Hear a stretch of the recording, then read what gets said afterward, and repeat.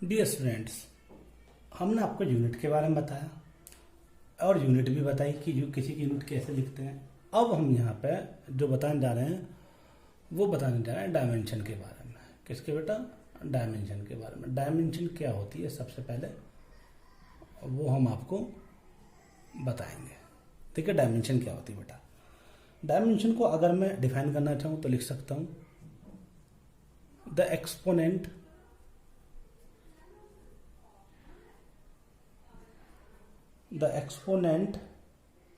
of a base quantity of a base quantity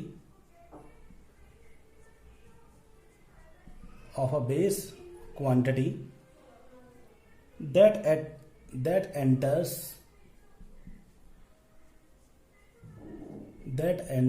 into the expression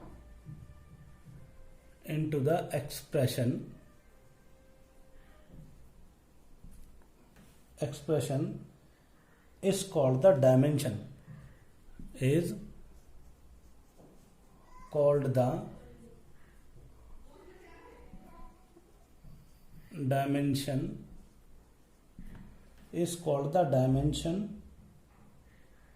of the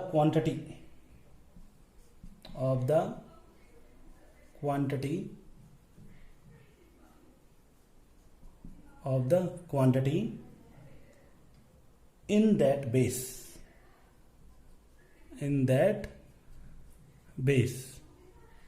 ठीक है, meaning क्या हुआ इसका जो मीनिंग हुआ वो मीनिंग बेटा ये हुआ कि अगर सपोज आपके पास मान लीजिए कि फोर्स का फॉर्मूला है।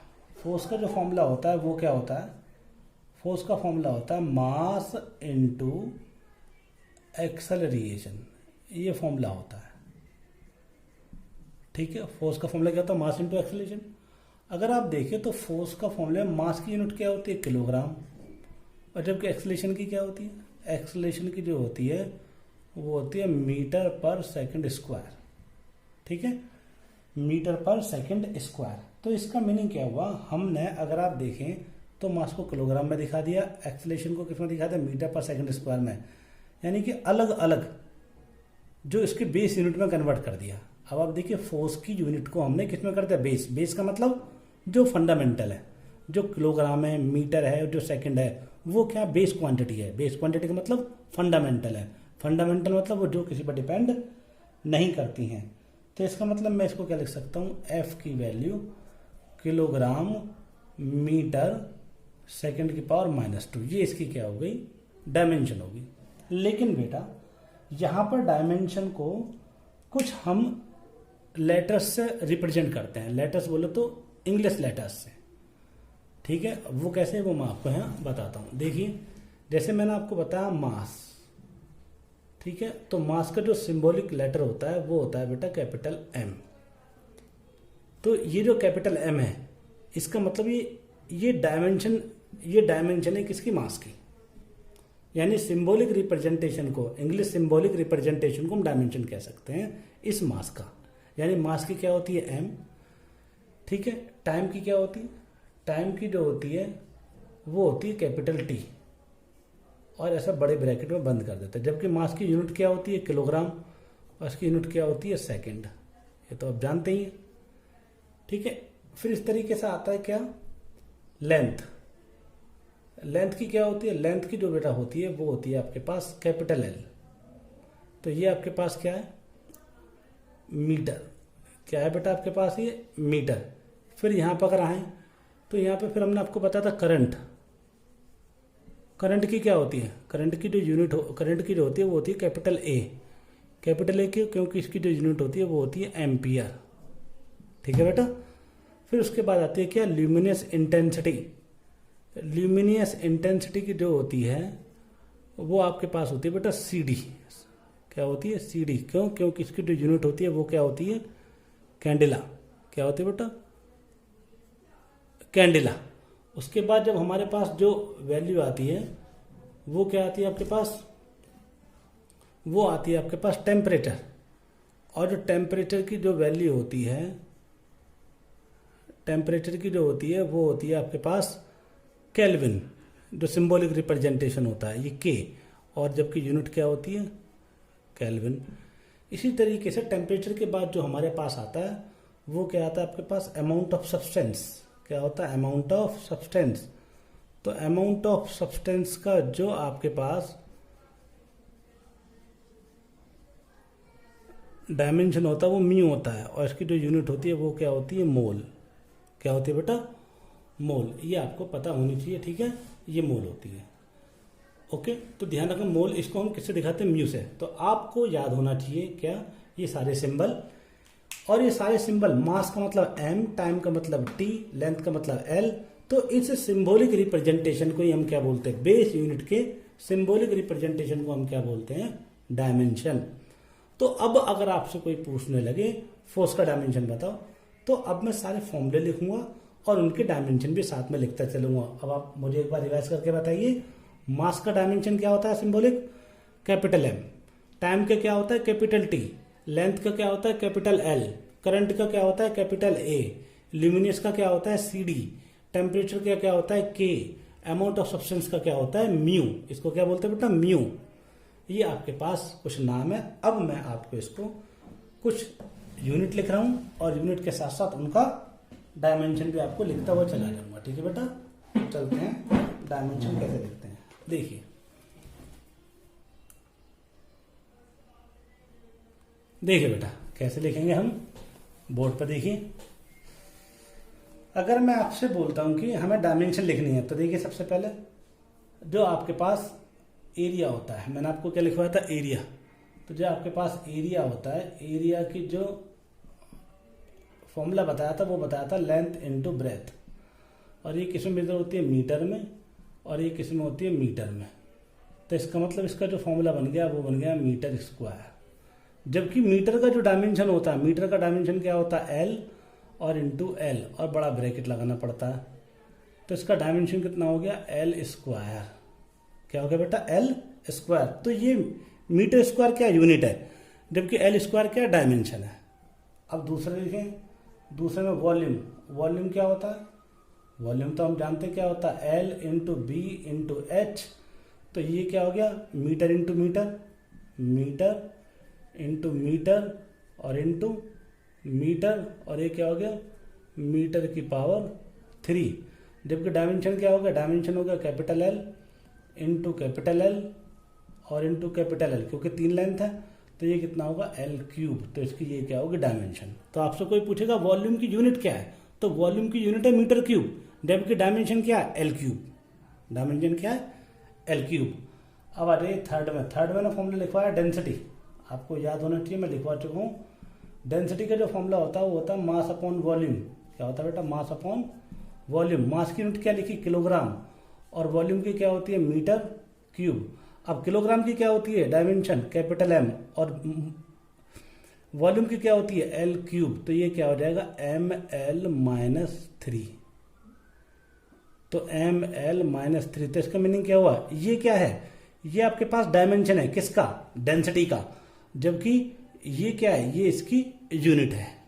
ठीक है, तो आपको समझ आ गया होगा। अब आपके बात करते हैं फोर्थ में किसकी बेटा, फोर्थ में हम बात करते हैं किसकी स्पीड की। स्पीड का जो फॉर्मूला होता है वो होता है डिस्टेंस अपॉन टाइम। क्या होता है डिस्टेंस अपॉन टाइम। डिस्टेंस को हम किस में मेजर करते हैं मीटर में, और टाइम को किस में मेजर करते हैं सेकंड में। तो मीटर पर सेकंड क्या हो गया, मीटर पर सेकंड होगी यूनिट। डायमेंशन क्या होगी, मीटर को किस में मेजर करते हैं L में, और सेकंड टाइम को सेकंड में यानी कि कैपिटल T में। तो इसकी जो डायमेंशन हुई वो हुई LT-1। क्या हुई बेटा LT-1। ओके, फिर आपके पास आता फिफ्थ, क्या आता है आपके पास वेलोसिटी। वेलोसिटी क्या होती है, वेलोसिटी जो होती है वो होती है displacement upon time interval. Time interval, तो डिस्प्लेसमेंट को किसमें मेजर करते हैं मीटर में, और टाइम को तो सेकंड में। तो इसका मतलब इसकी यूनिट क्या होगी मीटर पर सेकंड, जबकि डायमेंशन क्या होगी, डायमेंशन सेम है L/T यानी कि LT-1। ठीक है बेटा, तो ये आपके पास क्या है वेलोसिटी। इस तरीके से हम किसी भी फॉर्मूले की यूनिट और डायमेंशन पता कर सकते हैं। ठीक है।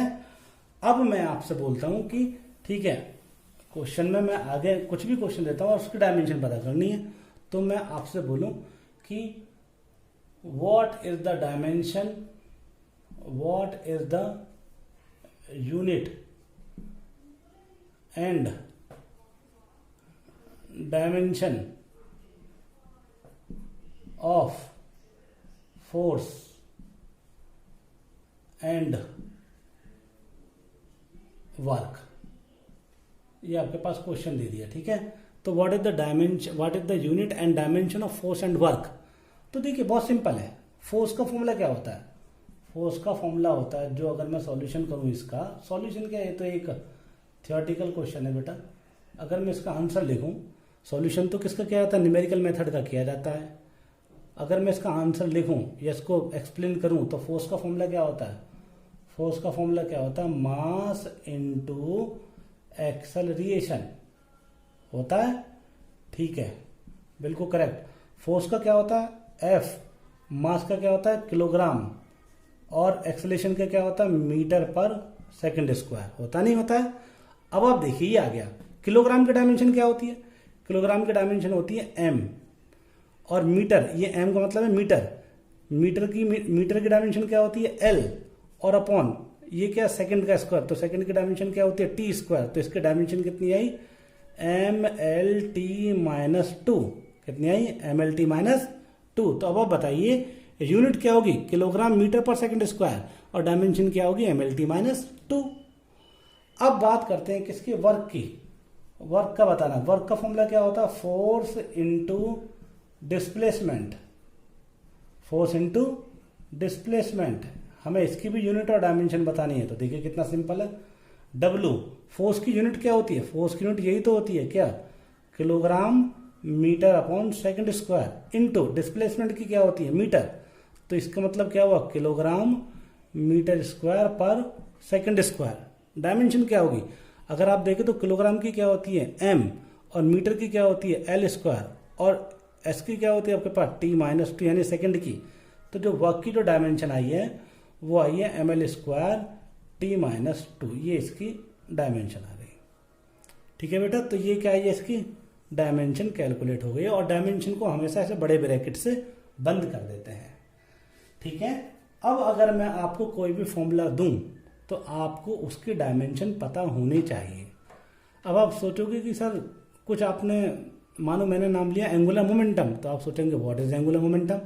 तो जैसे जैसे हम फिजिक्स में आगे बढ़ते जाएंगे वैसे वैसे हमें फिजिकल क्वांटिटीज के नाम याद होते जाएंगे, और हम किसी की भी क्या निकाल सकते हैं, किसी की भी हम डायमेंशन कैलकुलेट कर सकते हैं और उसका यूनिट कैलकुलेट कर सकते हैं।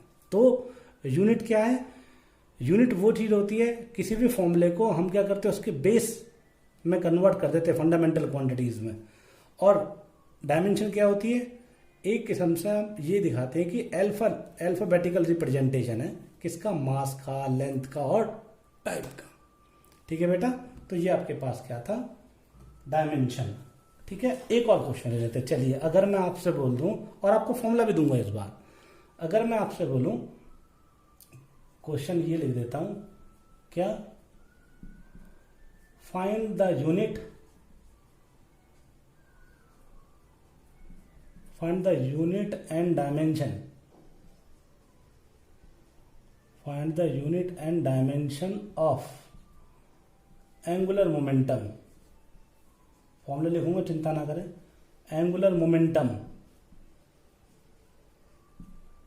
एंगुलर मोमेंटम क्या है, एंगुलर मोमेंटम इक्वल क्या होता है, M V R, where M क्या है, मास, वी क्या है, वेलोसिटी, और आर क्या है, पोजीशन। आर क्या बेटा, पोजीशन। तो अब आप बताइए, अगर आपसे पूछ दे, ये क्वेश्चन दे दिया तो आप इसको आराम से कर सकते हैं। आपसे पूछ रहे find the unit and dimension, आप सब कुछ तो पता है आपको। एंगुलर मोमेंटम को क्या लिखा हुआ है, एमवीआर, तो आप लिख लीजिए एंगुलर मोमेंटम। इसका सॉल्यूशन कैसे करेंगे, लिखेंगे कैसे, तो एंगुलर मोमेंटम आगे पढ़ेंगे, आप एक चैप्टर में है तब आपको इसके बारे में पूछना, अभी तो फॉर्मूला देख लीजिए। एंगुलर मोमेंटम क्या होता है, एम वी आर, ये आपको लिखा हुआ है। तो अगर एंगुलर मोमेंटम एम वी आ रहा है तो मास की यूनिट क्या होती है? किलोग्राम। वेलोसिटी, ये वी क्या है? वेलोसिटी, तो वेलोसिटी की क्या होती है? मीटर पर सेकंड, और इनटू पोजीशन, आर का मतलब पोजीशन, पोजीशन को किस में मेजर करोगे? मीटर में, तो ये हो गया मीटर। तो इसका मतलब यहाँ पे जो यूनिट आई है वो आई है किलोग्राम मीटर स्क्वायर पर सेकंड। तो ये आई है इसकी यूनिट, किसके? एंगुलर मोमेंटम की। तो ये तो इसका आंसर मिल गया। लेकिन अगर डायमेंशन की बात करा तो डायमेंशन का भी मिल जाएगा। तो डायमेंशन क्या हो जाएगी? डायमेंशन में क्या हो जाएगा? सिंबॉलिक रिप्रेजेंटेशन है। कैसे? किलोग्राम को किस में लिखते हैं? एम में, मीटर को किस में लिखेंगे? एल स्क्वायर में, और एस को किस में लिखेंगे? टी में। तो ये क्या आया? M L square T minus 1। ये आपके पास इसकी क्या आ गई? डायमेंशन। तो बेटा बहुत, और मैं आपको बताऊं लगभग हर साल नीट में, किसी भी एग्जाम में, कंपटीशन में डायमेंशन का 1 या 2 क्वेश्चन आता ही आता है। ठीक है, तो ये आप आराम से इसको कर सकते हैं कि डायमेंशन क्या होती है या फिर यूनिट क्या होती है। बहुत इजी चैप्टर है, अभी खत्म नहीं हुआ है, अभी तो शुरुआत हुई है। ठीक है, फिर हम आगे जाके क्या करेंगे, अब आपके पास ये पढ़ेंगे कि हम डायमेंशन को कहाँ कहाँ यूज कर सकते हैं। तो इसका एक नाम आता है, ये क्या है?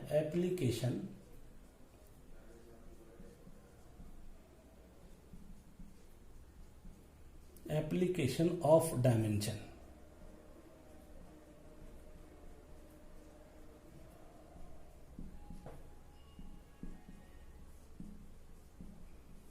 क्या होता है? Application of dimension. तो बेटा देखो, एप्लीकेशन ऑफ डायमेंशन का मतलब है हम एप्लीकेशन को कहाँ पे प्रयोग कर सकते हैं, इसका हमें यूज क्या है। तो हम इसकी मदद से क्या कर सकते हैं? 2-3 जगह इसका यूज करके हम किसी भी क्वेश्चन को सॉल्व कर सकते हैं जो इससे रिलेटेड होंगे। किसी भी का मतलब जो इससे रिलेटेड होंगे। जैसे पहला जो यूज है वो है homogeneity of dimension in an equation. कैसे? मैं लिख देता हूं। पहला क्या है?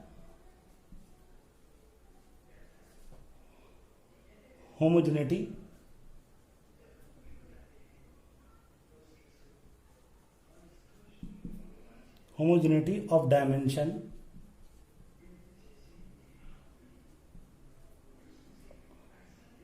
in an equation।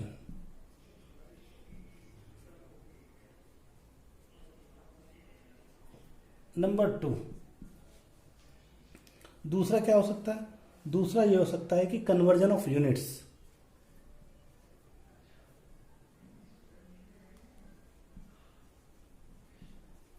Conversion of units. तीसरा क्या हो सकता है? तीसरा ये हो सकता है कि आप deduce relation among the physical quantities. Deducing relation between the physical quantities, या बिटवीन द नहीं, क्योंकि एक से ज्यादा क्वांटिटी हो सकती है, तो अमंग द फिजिकल क्वांटिटीज।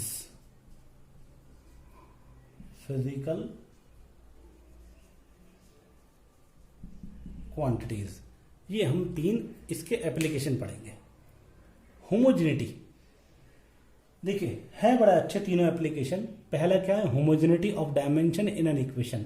मतलब अगर आपके पास कोई इक्वेशन लिखी हुई है तो उस इक्वेशन को चेक करके हम बताएंगे कि वो सही है या गलत है। दूसरा conversion of units. Conversion of units यानी कि एक सिस्टम से दूसरे सिस्टम में कन्वर्ट करना। जैसे आपके पास सपोज मान लिया आपको गिवन कर दिया कि मास को किस में मेजर किया? किलोग्राम में। तो मान लीजिए आपसे बोले कि एक काम करो, किलोग्राम को ग्राम में कन्वर्ट करो, इस तरीके से। और मान लीजिए बोले टाइम सेकंड है, तो सेकंड को किस में कन्वर्ट करो? आर में कन्वर्ट करो। तो ये कन्वर्जन ऑफ यूनिट्स। तीसरा क्या है? Deducing relation among the physical quantities. मतलब मान लीजिए कि आपने जैसे ये फॉर्मूला पढ़ा F=ma, तो इस फॉर्मूले को प्रूफ कर सकते हैं हम किससे? एप्लीकेशन ऑफ डायमेंशन के थर्ड एप्लीकेशन से। तो F=ma हम इसकी मदद से ये फॉर्मूला प्रूफ करके आपको दिखा सकते हैं। या जैसा आपने कभी पढ़ा होगा 9th क्लास में K=12 mv², तो इस फॉर्मूले को भी हम प्रूफ करके दिखा सकते हैं। किसकी हेल्प की मदद से? Deducing relation among the physical quantities. ठीक है, तो बहुत ही अच्छे कमाल के हैं। तो अब जैसे सबसे पहले बात करता हूँ homogeneity of the dimension in an equation, ये क्या कहता है। देखिए होता क्या है बेटा, जैसा आपने इक्वेशन पढ़ी है motion of equation, motion of equation आप जानते हैं, मैं पहला एप्लीकेशन पढ़ा रहा हूँ बेटा, ध्यान रखना। मोशन ऑफ इक्वेशन क्या होती है, मान के लीजिए होती ये है v equals to U plus A T और ऐसी इक्वस टू क्या होता है U T plus half A T square. ठीक है बेटा, अब आप होमोजेनिटी का मीनिंग क्या हुआ, अब आप खुद सोचिए, ये क्या लिखा हुआ वेलोसिटी, ये भी क्या लिखा हुआ वेलोसिटी, लेकिन ये क्या लिखा हुआ ए टी। ये जो तीनों आपस में, ये दोनों आपस में ऐड है और ये इसके बराबर में है। तो ये इसलिए ऐड है क्योंकि इन तीनों का, किसका, इसका, इसका और इसका यूनिट सेम है, डायमेंशन सेम है। आप एक बात सोचिए, अगर मैं आपसे बोलूं x इक्वल 2 किलोग्राम कोई वैल्यू है और y इक्वल 3 मीटर, तो अगर मैं इसको लिख सकता हूं x प्लस वाई बराबर z, और z मान लीजिए क्या होता है, z मान लीजिए कितना है, z मान लीजिए 5 सेकंड है, तो क्या ये सही रहेगा कि 2 kilogram plus 3 metre equals to 5 second? ये तो बिल्कुल गलत है, इसमें होमोजेनिटी है ही नहीं। अब आप देखिए किलोग्राम को मीटर में कैसे ऐड कर सकता हूं मैं, नहीं कर सकता ना, और किलोग्राम को मीटर में ऐड कर दूंगा तो फिर क्या सेकंड आएगा, नहीं आएगा ना। तो इसलिए आप याद रखिए किलोग्राम को आप किलोग्राम में ही ऐड कर सकते हैं और मीटर को आप मीटर में ही ऐड कर सकते हैं। इसी तरीके से ध्यान रखना, मैंने आपको क्या बताया, आप सेकंड को और किसको, किलोग्राम को ऐड नहीं कर सकते। तो होमोजेनिटी क्या बताती है, होमोजेनिटी ये बताती है कि कोई भी फॉर्मूला आपका, जैसे v equals to U plus A T है और S equals to U T plus half A T square है, ये इसलिए सही है क्योंकि ये जो चीज है s और ये जो है यू टी और ये जो है आपके पास ए टी स्क्वायर, इन तीनों की यूनिट मीटर, बराबर में मीटर और प्लस में मीटर। तो देखो मीटर में मीटर ऐड हुआ तो क्या आएगा, मीटर ही आएगा, इसलिए ये इक्वेशन सही है। तो देखिए मैं आपको बताता हूं, अब जैसे लिखा हो v equals to U plus A T, तो इसकी होमोजेनिटी चेक करते हैं कि ये according to the first application of dimension homogeneity of an equation सही है नहीं है। तो देखिए v की जो यूनिट होती है यानी वेलोसिटी, v को क्या बोलते हैं वेलोसिटी, तो वेलोसिटी की जो डायमेंशन होती है वो जरा आप पीछे जाइए, देख सकते हैं वो होती है एल टी माइनस वन। कितनी होती है, एल टी माइनस वन। और u भी क्या है, वो भी वेलोसिटी है, बस फर्क क्या है, एक इनिशियल और एक फाइनल है। तो ये भी क्या है, वेलोसिटी है, ठीक है, कैसी है, फाइनल है, सॉरी इनिशियल है, जबकि ये कैसी है, फाइनल है। अब फाइनल इनिशियल से क्या मतलब, वेलोसिटी तो वेलोसिटी होती है, तो इसकी डायमेंशन भी क्या है, एल टी माइनस वन होती है। ठीक है बेटा, अब अगर बात करें ए टी की, किसकी बात करें, ए टी की, तो ए टी में ए क्या एक्सेलेरेशन है, ए टी में ए क्या एक्सेलेरेशन, तो एक्सेलेरेशन की जो यूनिट होती है, जो डायमेंशन होती है, वो होती है एल टी माइनस टू। ठीक है, और इनटू टाइम की क्या होती है, टी। अब आप खुद सोचिए, ये पावर प्लस वन है, ये माइनस टू है, तो क्या बन जाएगा, एल टी माइनस वन। तो अब आप देखिए v की डायमेंशन क्या है, L T minus one, you की डायमेंशन क्या है, एल टी माइनस वन, और ए टी की डायमेंशन भी क्या है, एल टी माइनस वन। तो इसका मतलब अगर तीनों की ऐसे डायमेंशन सेम आ जाती है, किसकी, इसकी, इसकी और इसकी, तो इसका मीनिंग ये हुआ कि ये इक्वेशन करेक्ट है। इक्वेशन क्या है, ये करेक्ट है, इसलिए हम बोलते हैं इसको होमोजेनिटी ऑफ एन इक्वेशन। ठीक है, अब अगर मान लीजिए मैं आपसे बोलूं कि ये इक्वेशन ऐसे लिखी हुई है,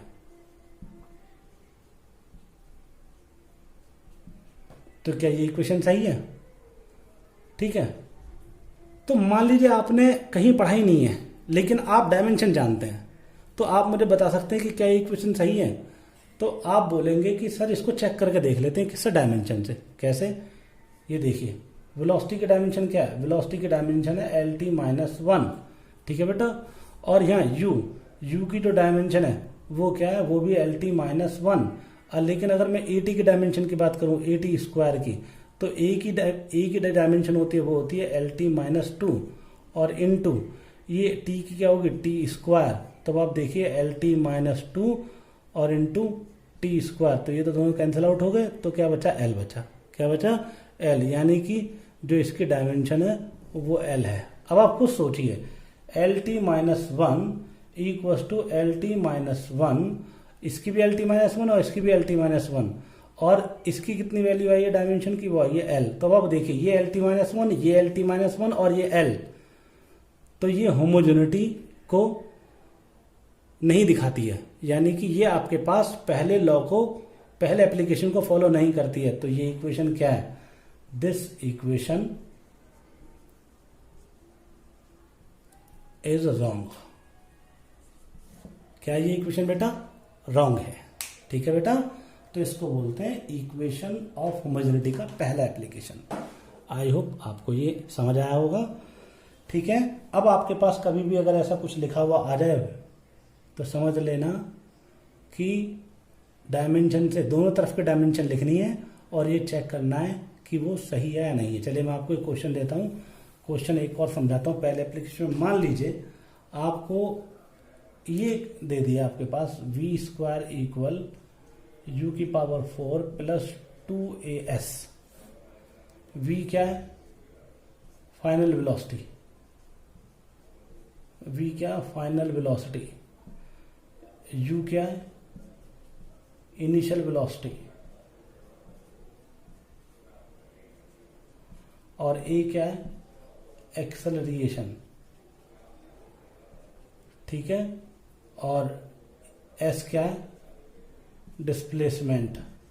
और टू की तो कोई यूनिट नहीं होती, तो इसलिए टू की हम डायमेंशन भी नहीं लिखेंगे। टू तो क्या एक नंबर है, टू क्या एक नंबर, तो नंबर को हम छोड़ देंगे क्योंकि नंबर की यहां पर कोई भी यूनिट नहीं है, ना कोई उसकी डायमेंशन होगी।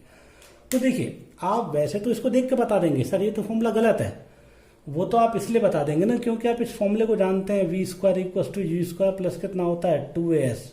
लेकिन मैं तो आपको ये बोल रहा हूं कि मान लीजिए आपने ये इक्वेशन पढ़ी ही नहीं है, तो इसलिए आपको पता, अगर आपने ये इक्वेशन नहीं पढ़ी है तो फिर आप इसको आसानी से चेक कर सकते हैं कि ये सही या गलत है। कैसे, वी की डायमेंशन जो होती है वो क्या होती है L T minus one, you की डायमेंशन जो होती है वो क्या होती है एल टी माइनस वन, ए की जो डायमेंशन होती है वो क्या होती है एल टी माइनस टू, और डिस्प्लेसमेंट की डायमेंशन क्या होती है एल। तो यहाँ पुट कर देते हैं, चेक कर लेते हैं। देखिए ये क्या हो जाएगा, इसका स्क्वायर है तो ये आ जाएगा L square T minus two, और ये क्या आ जाएगा u की पावर 4, यानी कि u क्या है आपके पास ये, तो l की पावर 4 t माइनस 4 और प्लस 2 की, तो 2 की छोड़ दीजिए, और a क्या है यहाँ पर, a है आपके पास कितना, a की डायमेंशन कितनी है एल टी माइनस टू, और s की डायमेंशन कितनी है, s की डायमेंशन है l, तो ये आ गया L square T minus two और l की पावर 4 t माइनस 4 और प्लस में L square T minus two. तो इसका मतलब ये क्या बराबर बैठ रहा है, नहीं बैठ रही है, क्योंकि ऐड वही हो सकते हैं जिनके डायमेंशन, ऐड या सब्ट्रैक्ट इक्वेशन में वही हो सकते हैं जिनके डायमेंशन सेम हो, तो इसके डायमेंशन तो अलग है, तो इसलिए ये हम बोल सकते हैं कि ये इक्वेशन बैलेंस नहीं है। लेफ्ट बराबर राइट होनी चाहिए, जैसी इधर डायमेंशन है ऐसी इधर ही डायमेंशन होनी चाहिए हर एक सेक्शन की। तो इसलिए ये फॉर्मूला क्या है, होमोजेनिटी यानी बैलेंस नहीं है, तो इसको मतलब बोलेंगे ये क्या है रॉन्ग इक्वेशन है। कैसी इक्वेशन है, रॉन्ग इक्वेशन है, ठीक है बेटा। अब आप बोलोगे कि सर फिर ये सही है, तो इसको भी चेक कर लेते, ये तो सही है ही। कैसे, मैं आपको बता देता हूं। देखिए वी स्क्वायर बराबर क्या है यू स्क्वायर प्लस 2as, ठीक है बेटा। वी की डायमेंशन क्या है ये, तो ये आ जाएगा L square T minus to बराबर यू की क्या है, यू की डायमेंशन ये है L square T minus two plus 2 की तो कोई डायमेंशन नहीं होती, 2 को छोड़ दीजिए। ए क्या है, ए की क्या है, ए की डायमेंशन कितनी है, ए की डायमेंशन है एल टी माइनस टू, और इनटू एस की क्या है एल, तो ये क्या है L square T minus two और L square T minus two और प्लस में L square T minus two. तो इसका मीनिंग क्या हुआ, देखो ये डायमेंशन ये डायमेंशन ये डायमेंशन क्या सेम है। अगर कभी भी ऐसे डायमेंशन सेम आ जाएं तो इसका मतलब होमोजेनिटी फॉलो हो रही है, ठीक है। तो ये इक्वेशन क्या है, इक्वेशन इज करेक्ट। तो बेटा ध्यान रखना आप, पहला एप्लीकेशन मैंने आपको बताया डायमेंशन का, वो क्या है, homogeneity of dimension in an equation. ठीक है बेटा, ओके, चलिए हो गया। दूसरा क्या आपके पास, दूसरा है कन्वर्जन। क्या बेटा है कन्वर्जन। कन्वर्जन मैं आपको सबसे लास्ट में बताऊंगा, पहले मैं आपको तीसरा एप्लीकेशन पहले बताऊंगा। वो तीसरा एप्लीकेशन क्या है वो देख लीजिए। ठीक है, तीसरा एप्लीकेशन क्या, थर्ड एप्लीकेशन जो है वो इंपॉर्टेंट भी है, इसलिए पहले बताऊंगा। थर्ड एप्लीकेशन क्या होता है, थर्ड एप्लीकेशन होता है क्या, डिड्यूसिंग एन एक्सप्रेशन, यानी कि किसी फॉर्मूले को ड्राइव करना। ठीक है ना, थर्ड एप्लीकेशन आपको पता होना चाहिए, मैं लिख देता हूं, एक्सप्रेशन यूजिंग डायमेंशन एनालिसिस।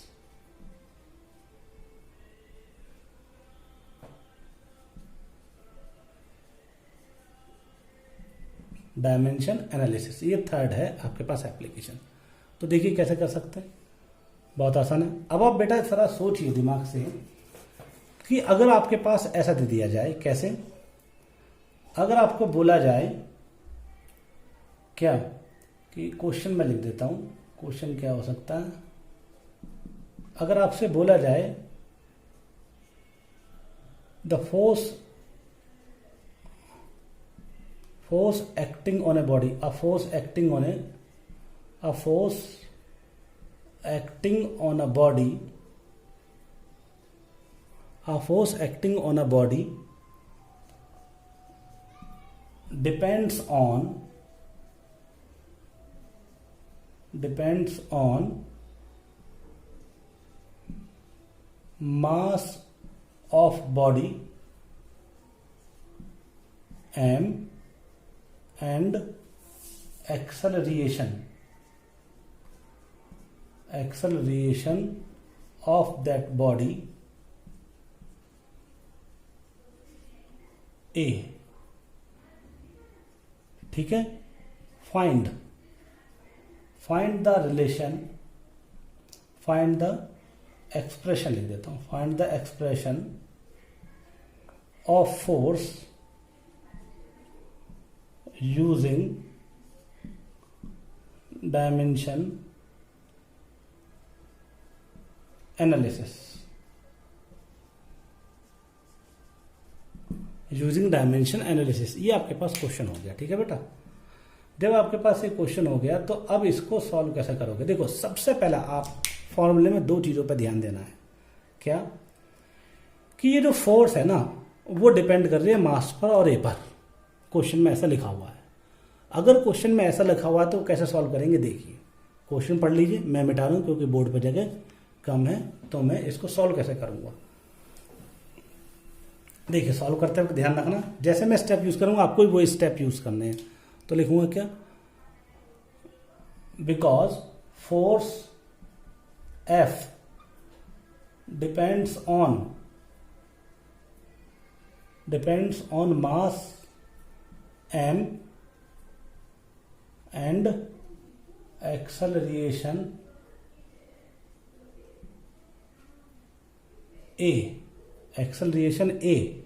तो सबसे पहले क्या लिखूंगा, जब भी ऐसे लिख दूंगा तो सबसे पहले क्या लिखूंगा, उसको आप लिख दूंगा f डायरेक्टली प्रोपोर्शनल। हमेशा डिपेंड कैसा भी कर रहा हो, जो डिपेंड कर रहा है उसको इधर लिखेंगे और ये जिन पर डिपेंड करता है उनको साइड में लिखेंगे, वो भी मल्टीप्लाई में। ठीक है, तो फोर्स किस पर डिपेंड कर रहा है, मास पर, एक्सेलेरेशन पर। ठीक है, हम लिखेंगे let power of mass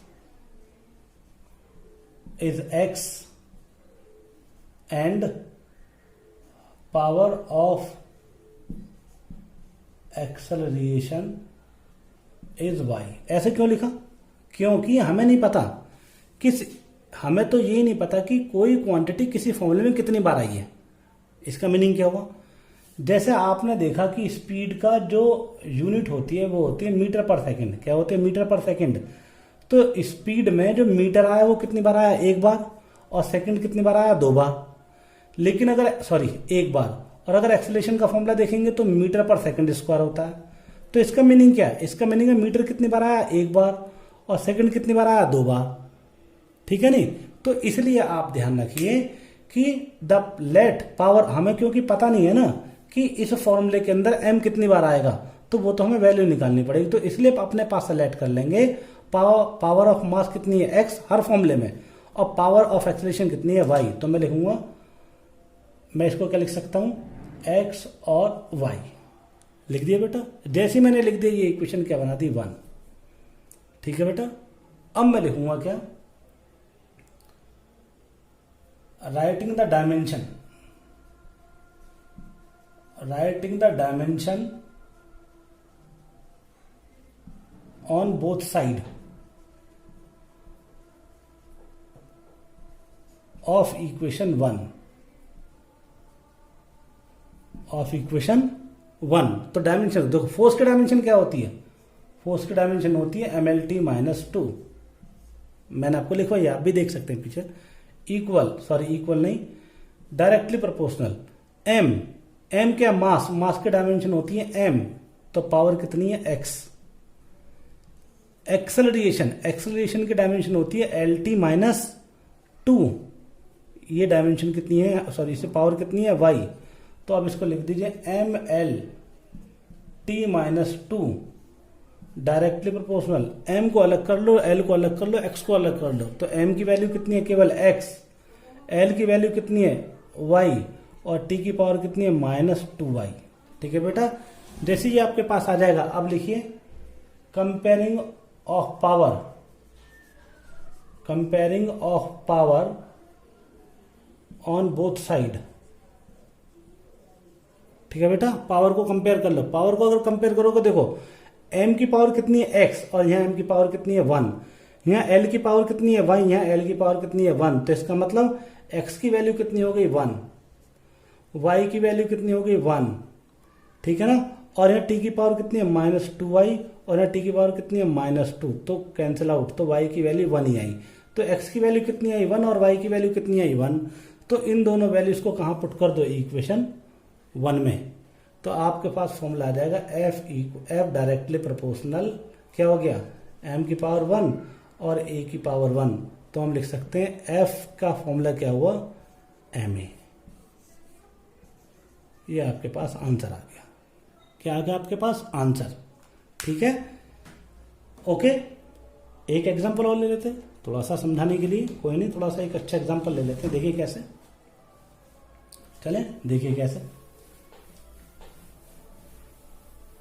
question क्या? नेक्स्ट क्वेश्चन क्या बोल रहा है आपके पास? ये है next question. Kinetic energy of A particle,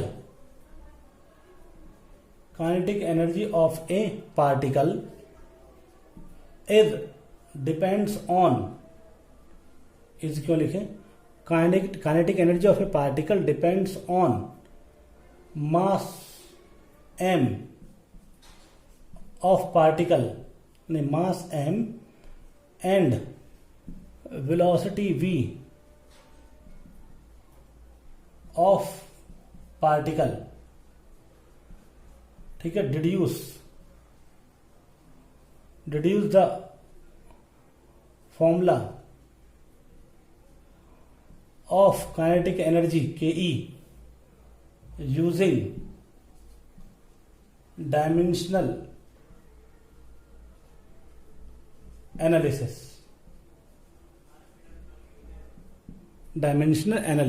तो ये हमें बताना है। तो देखिए बड़ा आसान है, कैसे करेंगे? मैंने आपको क्या बताया था? सबसे पहले ये देखो कि काइनेटिक एनर्जी है और वो डिपेंड किस पर कर रही है? मास पर और वेलोसिटी पर। तो सॉल्यूशन में क्या लिखेंगे?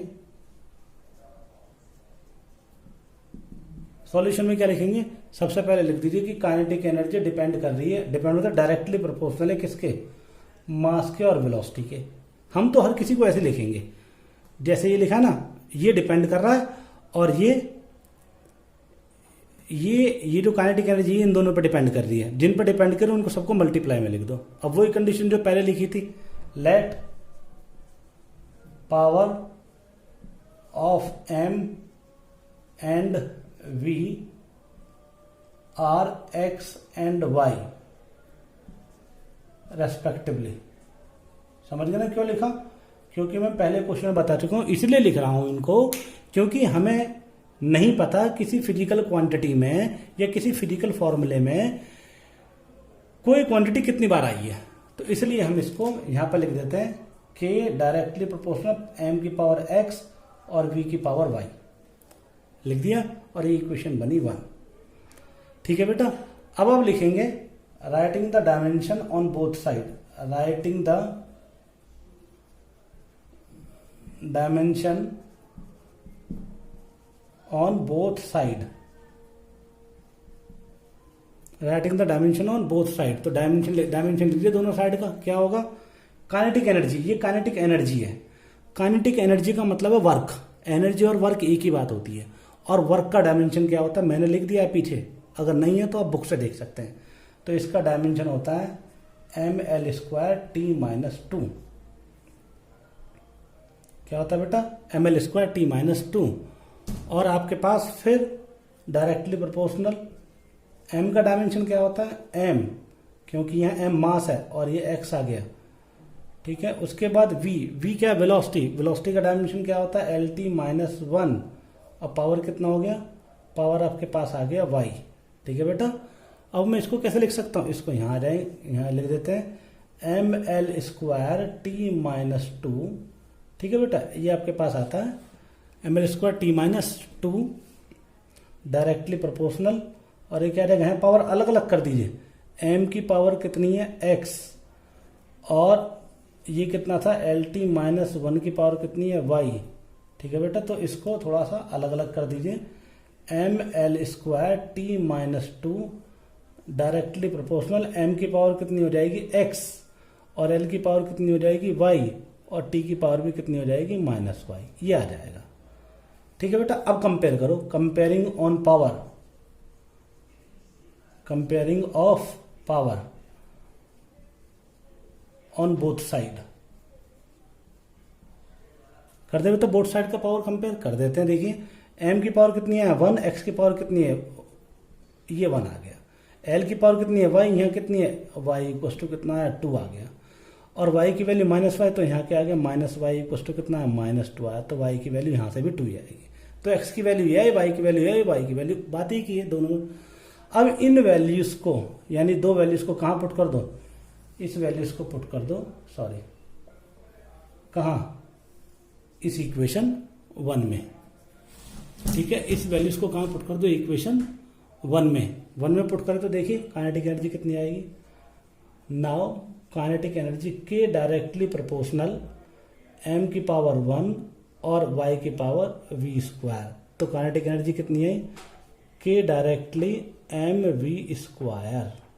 ये आपके पास फॉर्मूला आ गया। आप सोचोगे सर काइनेटिक एनर्जी का फॉर्मूला तो ये होता है 12mv²। ठीक है बेटा, तो यहाँ पे जो हाफ है ना, ये जो हाफ है ये कांस्टेंट है। हाफ क्या है? कांस्टेंट है। तो मैं इसको ऐसे भी लिख सकता हूँ कि डायरेक्टली mv²। ठीक है ना बेटा, तो हाफ का यहाँ पे कांस्टेंट है, और जब प्रोपोर्शनल का साइन हटाएंगे तो ये प्रोपोर्शनलिटी कांस्टेंट आएगा। अब आप सोचेंगे सर प्रोपोर्शनलिटी कांस्टेंट 1/2 आएगा, ये कैसे पता लगेगा? तो बेटा हर किसी के कुछ लिमिटेशन होते हैं। तो लिमिटेशन क्या है? यहाँ पर यही दिक्कत है डायमेंशनल एनालिसिस में। डायमेंशनल एनालिसिस में सबसे बड़ी प्रॉब्लम क्या है कि इसके कुछ लिमिटेशन होते हैं। लिमिटेशन, पहला लिमिटेशन यही है, क्या? जो हमने अभी आपको यहाँ बताया कि हमने के की वैल्यू प्रूफ कर दी mv², यानी ये वाला पार्ट आ गया, लेकिन ये वाली 1/2 की वैल्यू हम कैलकुलेट नहीं कर सकते। तो इसका मीनिंग क्या है? लिमिटेशन ऑफ डायमेंशन क्या कहता है कि अगर हम थर्ड एप्लीकेशन से जाएंगे डायमेंशन में, तो हम प्रोपोर्शनल कांस्टेंट की वैल्यू को फाइंड आउट नहीं कर सकते। तो ये क्या लिमिटेशन है? आपसे क्वेश्चन पूछा जाता है कि right the one limitation of dimension. तो ये उनमें से एक लिमिटेशन है कि इसमें जो प्रोपोर्शनल का साइन यूज होता है, जो प्रोपोर्शनलिटी कांस्टेंट आएगा, उसकी वैल्यू को हम फाइंड आउट नहीं कर सकते। ये इसका क्या है? Limitation of third application. और भी लिमिटेशन है, मैं अब आपको बताऊंगा वो लिमिटेशन क्या है। ठीक है, देखिए क्या है लिमिटेशन। वो सोचेगा